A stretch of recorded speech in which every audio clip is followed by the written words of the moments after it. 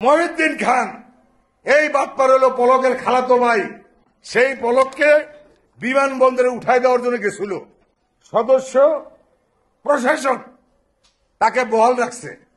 যেই কর্মচারীরা পলককে বিমান থেকে নামাইছিল সেই কর্মচারীদেরকে সে কিছু চাকরিচ্যুত করছে, আর কিছু লোককে সে ঢাকার বাইরে পোস্টিং দিচ্ছে। হাজার হাজার মানুষ মজলুমের আর্তনাদ ওই আল্লাহর দরবারে কবুল হয়ে গেছে, যার জন্য হাসিনা ওই যে 43 পর্যন্ত সে 18 বছরের জোয়ান নারী থাকবো যারা তারা বুঝাইছে, আজকে তারা জেলখানায় ঘানি ডাকতেছে। ওই বাটপারগুলি আর বাঁচতে পারবে না।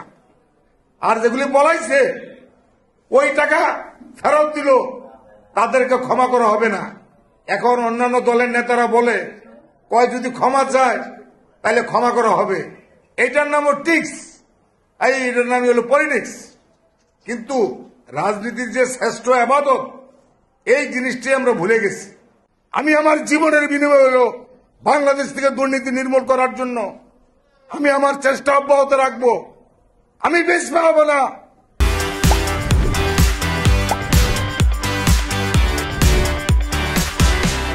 মঙ্গলবার দিন দুদকের চেয়ারম্যানের কাছে গেছিলাম। 3টা মন্ত্রণালয়ের অনিয়ম খুব শক্তভাবে ওনাকে বলেছি।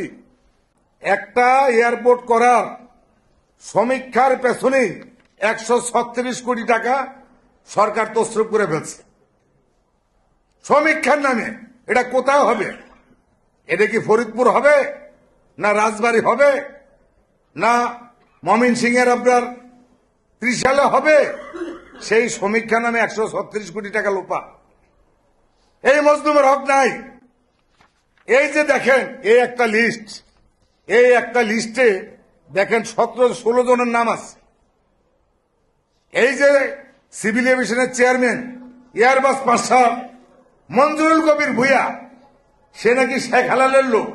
এই যে প্রমাণ লেখা আছে, এই যে এডিসি মানে থার্ড টার্মিনালের যে নাকি কোম্পানি।